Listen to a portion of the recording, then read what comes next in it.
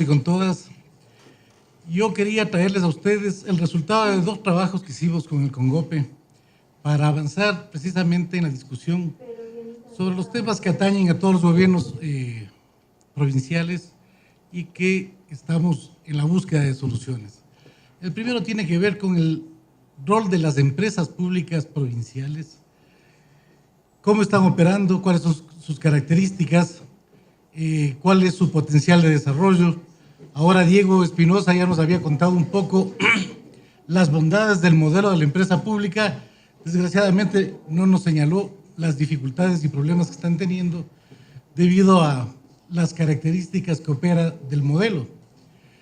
En general, la mayoría de las empresas públicas que se han creado en el país son empresas públicas asociadas a la vocación del Consejo Provincial y son en su mayoría empresas de construcción.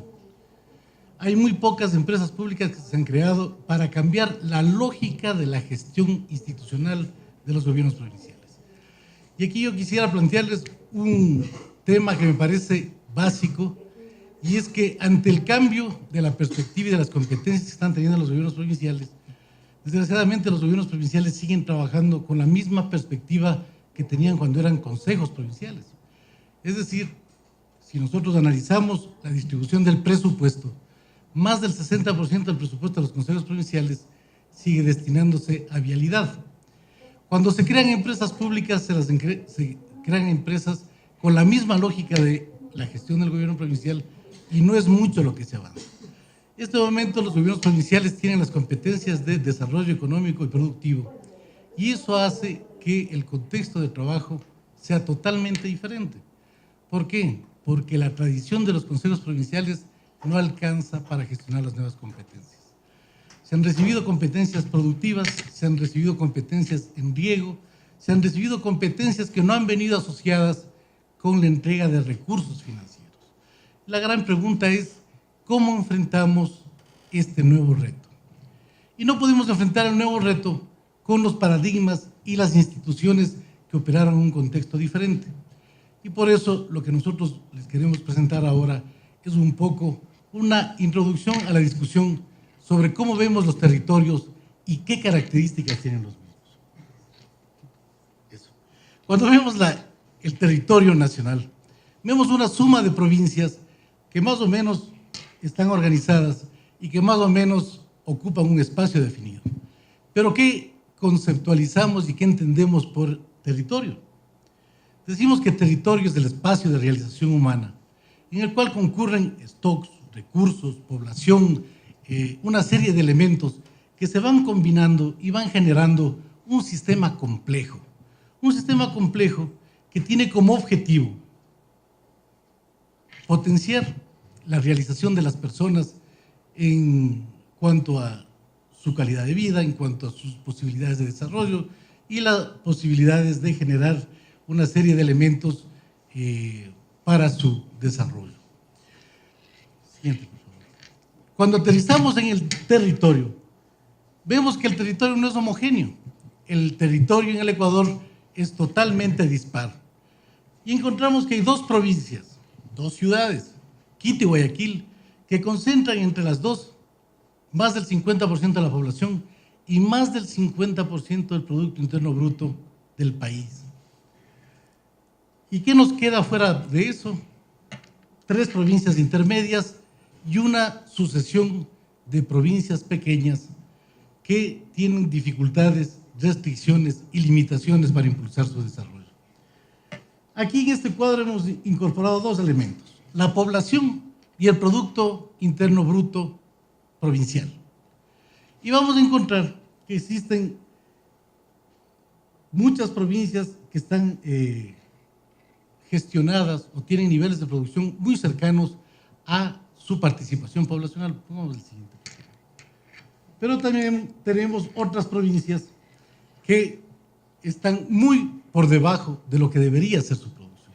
Aquí hemos construido un indicador sobre la productividad media del país. Y vemos todas las provincias que están en negativo son aquellas provincias cuya producción está por debajo de la productividad media. Y las que están en rojo son las provincias que están por encima de la productividad media. Y no es casualidad que Guayas, Pastaza, Pichincha, Galápagos, Sucumbíos y Orellana estén por encima de la media. En el caso de las provincias orientales, porque se ha incorporado ya dentro del Producto Interno Bruto lo que es la producción petrolera. Pero en el caso de Quito y Guayaquil, porque obviamente son las provincias que concentran la mayor cantidad de producción y productividad. Si nosotros hacemos un ejercicio sobre cuáles son los excesos de mano de obra en relación a la productividad, encontramos que el proceso de migración en el Ecuador debería darse en función de lo que está planteado en el último recuadro, donde ponemos mano de obra, en el cual se ve cuáles son las provincias exportadoras de mano de obra, porque su población está inadecuadamente ocupada, y cuáles son las provincias importadoras de mano de obra, porque su producción demanda de la incorporación de más mano de obra. Como ustedes pueden ver, este es otro país. O sea, esto ya no es un tema de discutir sobre posibilidades, sino sobre hechos. Esto es el Ecuador. Sigamos, por favor. Cuando asociamos la población con el Producto Interno Bruto y con la captación de recursos a nivel territorial, encontramos que el proceso se complejiza aún más. ¿Por qué? Porque las disparidades crecen de manera alarmante. Encontramos provincias, como por ejemplo la de Bolívar, que capta, mejor dicho, tiene el 1.24 de la población, representa el 0.48 del Producto Interno Bruto y apenas capta el 0.2% de los ahorros a nivel nacional. Es decir, que es básicamente una provincia en vías de extinción.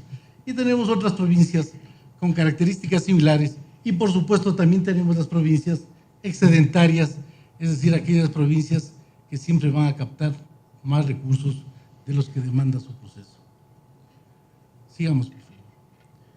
Pero lo que encontramos en todos los territorios del país es que hay procesos de captación y colocación de recursos. Por ejemplo, en el 2013 se captaron 24.000 millones de dólares, se colocaron 17.000 millones de dólares y no tuvieron aplicación 6.000 millones de dólares.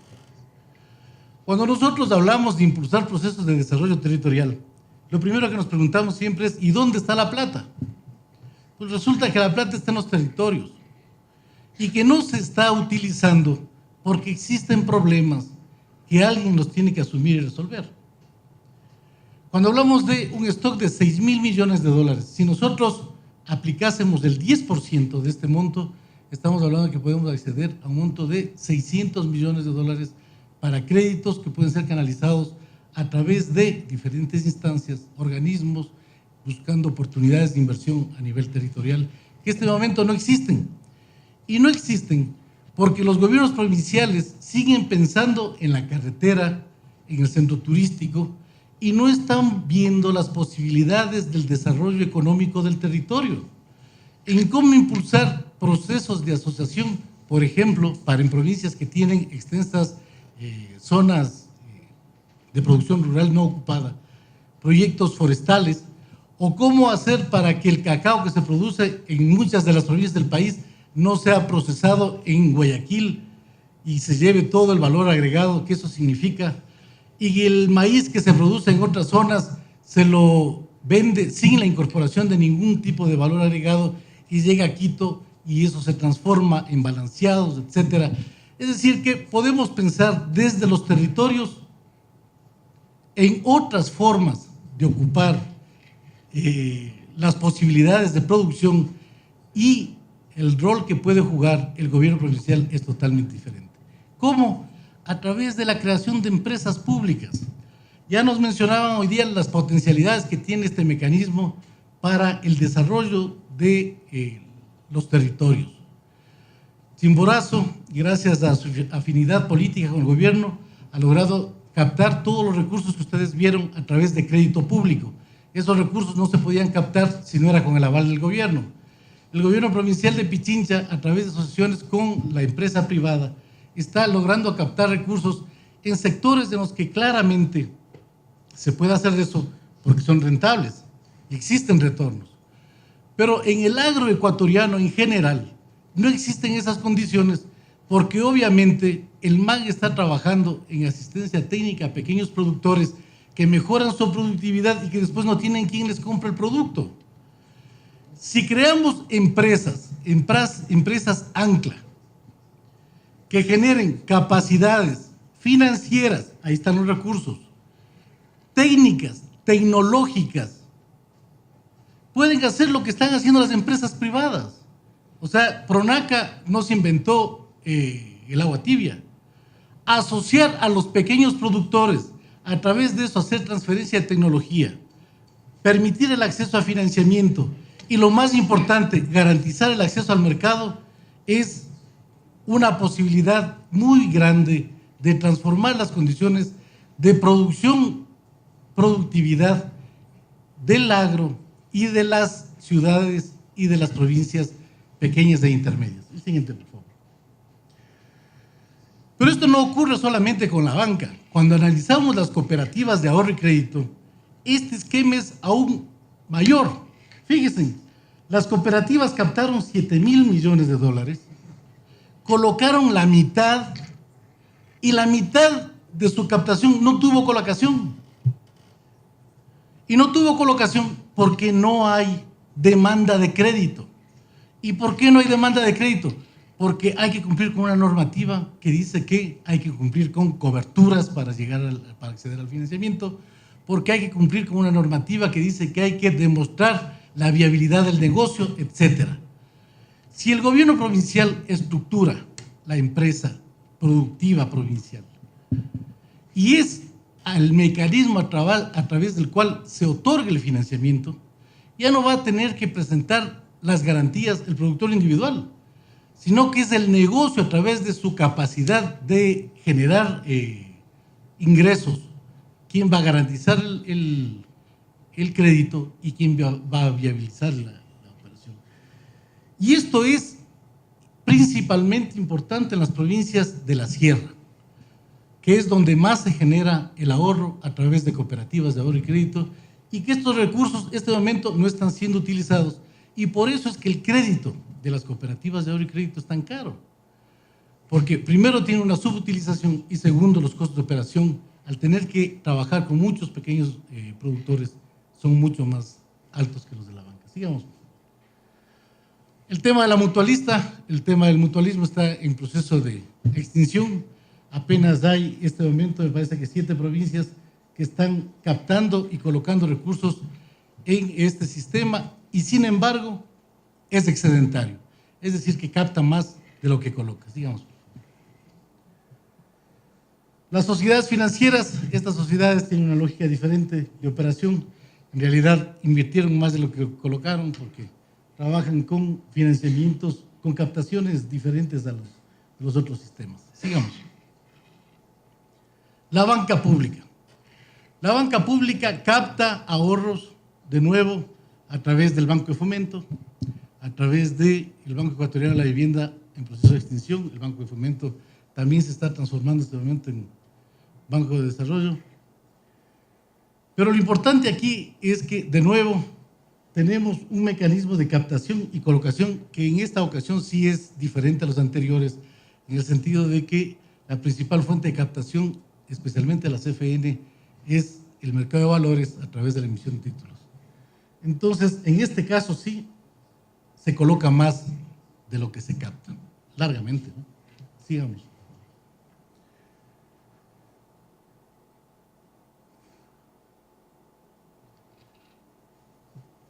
Cuando analizamos las finanzas territoriales sin banca pública, de nuevo tenemos las captaciones, las colocaciones, esto en porcentaje a nivel provincial, y encontramos cuáles son las provincias que generan excedentes y cuáles son las provincias que tienen déficit. Entonces, el excedente está asociado a una no utilización de los recursos y el déficit, en cambio, está asociado, en unos casos, a falta de ahorro y en otros casos a una sobreutilización de recursos por encima de las posibilidades de ahorro de los mismos. De nuevo, están planteados para cada caso cuáles son las disponibilidades territoriales de financiamiento y qué es lo que se puede avanzar. Sigamos. Esto es en el caso de la banca privada. Aquí lo que quería mostrarles básicamente es que Desde la banca privada hay básicamente una intención de participar en el sector de consumo y comercio, y otros sectores como el productivo, microcrédito o vivienda están muy por debajo. Sigamos. Esta es la banca pública. Esta es, en realidad, la visualización de la política pública en la asignación y distribución de recursos a nivel nacional. Y ustedes van a observar que hay una clarísima vocación de localizar los financiamientos. El Banco de Fomento tiene una altísima vocación de localizar financiamientos en la zona productora de arroz, ganadería. La mayoría de las provincias captan muy poco. En el caso de la CFN, los financiamientos están localizados en Azuay, Guayas y Pichincha. Y en el caso de la vivienda, que aquí no está considerado el BIES, el tema obviamente está muy reducido porque está en proceso de cierre esa banca. Sigamos. Otro tema que debemos tener en cuenta a la hora de plantearnos una empresa provincial es el tema de la vivienda. Ustedes saben que todos los afiliados al IES contribuimos mensualmente para, en unos casos, cubrir los costos del sistema de salud y en otros casos del sistema de pensiones. Lo que va para el sistema de pensiones es ahorro. De lo que nosotros contribuimos mensualmente, básicamente el 50% va a costos y el 50% va a ahorro. El BIES está ahorrando alrededor de $1.000 millones anuales que los pasa al BIES para inversión. Esos recursos están disponibles en este momento para el desarrollo de vivienda. El BIES prevé invertir este año en vivienda 1.200 millones de dólares. Si nosotros consideramos que el BIES tiene en este momento 3 millones de afiliados, que el 55% está precalificado como sujeto de crédito, es decir, que no tiene que solicitar el préstamo, sino que ya está precalificado. Lo que tiene que pedir ya es el crédito. Eso quiere decir que tenemos una altísima posibilidad de impulsar el acceso al financiamiento en cada una de las provincias. Pero solamente hay 2 provincias que tienen empresa de vivienda. ¿Cómo nosotros viabilizamos el desarrollo de las actividades económicas en el territorio si no tenemos un mecanismo para impulsar y viabilizar ese tipo de inversiones? Y por un lado está el crédito al consumo, que sería el crédito a la vivienda, y por el otro lado está articulada la política para el financiamiento de la construcción de vivienda. También están disponibles bonos para el desarrollo de las viviendas y, por tanto, el rol de los gobiernos provinciales, de los gobiernos territoriales, en este momento, en este caso, pudiera ser de vital importancia. ¿Cuáles son los problemas que se visualizan en el territorio para mejorar el acceso al financiamiento? Bueno, credibilidad del cliente, conocimiento, confiabilidad de la información, compartir riesgos, sigamos. ¿Qué es lo que se plantea? Avanzar en la construcción de fondos territoriales de financiamiento. Pero aquí la idea no es crear bancos. Aquí la idea es crear mecanismos de financiamiento para viabilizar el acceso a los pequeños y medianos productores a crédito. Es decir, son fondos de retrogarantía. Con $1 millón nosotros podemos apalancar el acceso de $10 millones a crédito. Estamos viendo en los cuadros anteriores que los recursos están disponibles en el territorio. Si el Consejo Provincial crea un fondo de retrogarantía con $500.000 anuales y luego le pide un préstamo a la CAF para capitalizar su fondo de retrogarantía, lo va a hacer. De hecho, la CAF está financiando el fondo de retrogarantía de la CFN, que no tiene un nivel de aplicación ni del 2%. ¿Por qué? Porque diseñaron mal el instrumento. Pusieron que el que tenía que pedir el fondo de la retrogarantía no era la persona, sino la institución financiera. La institución financiera no le importa, no necesita. Entonces nunca piden. Entonces, ¿cuál es el nivel de utilización del fondo? 0.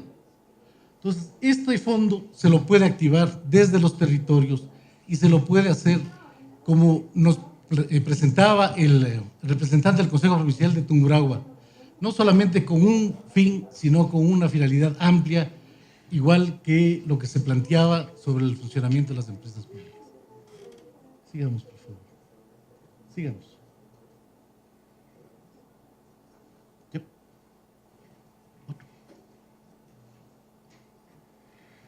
Eso nos permitiría tener un espectro de acción muy grande respecto de la intervención en el territorio con el financiamiento.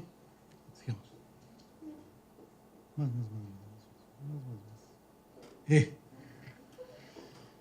Para la estructuración de las empresas de emprendimientos productivos inclusivos como una alternativa para el desarrollo territorial. ¿Cuál es el esquema? Tenemos una empresa ancla. ¿Cuál es la empresa ancla? La empresa que crea el Consejo Provincial, que crea el gobierno provincial. ¿Qué hace? Va a trabajar en cacao. ¿Qué va a hacer? Va a comenzar comprando el cacao de los pequeños productores.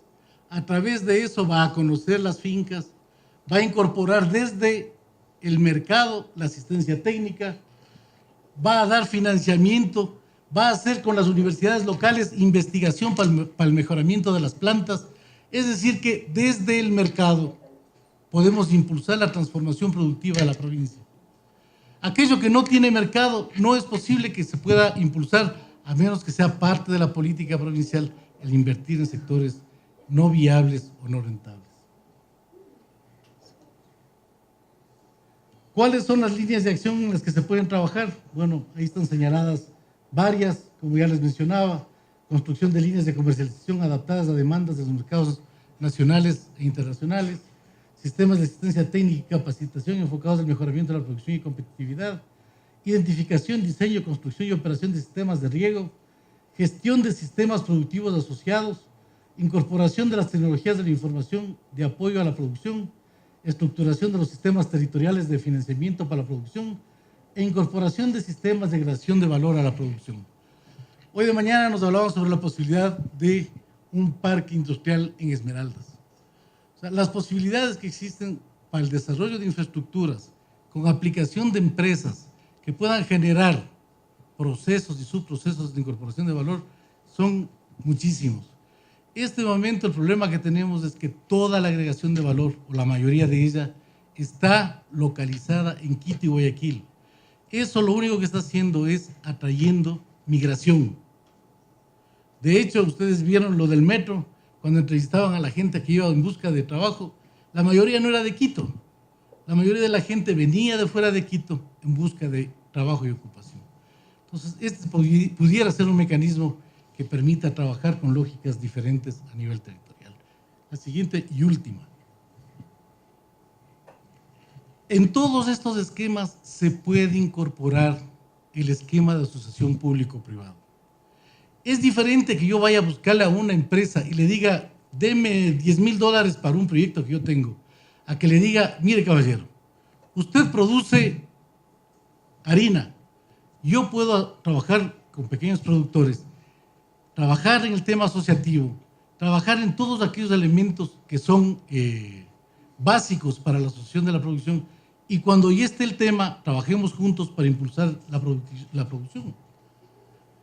O sea, la relación con los privados tiene que ser de tal manera que les incorpore a ellos en los temas que son de su interés y que garanticen que el tema sea viable.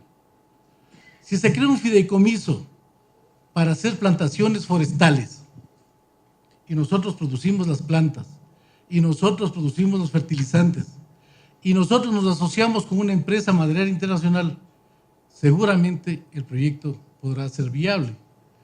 Y en todos los aspectos es posible la incorporación de la empresa privada si nos incorporamos en sus lógicas. Lo que no es posible hacer es al revés, que la empresa privada se incorpore en las nuestras. Eso se llama contratación pública. Lo que nosotros buscamos son socios para impulsar negocios y eso se hace de otra manera. Muchas gracias.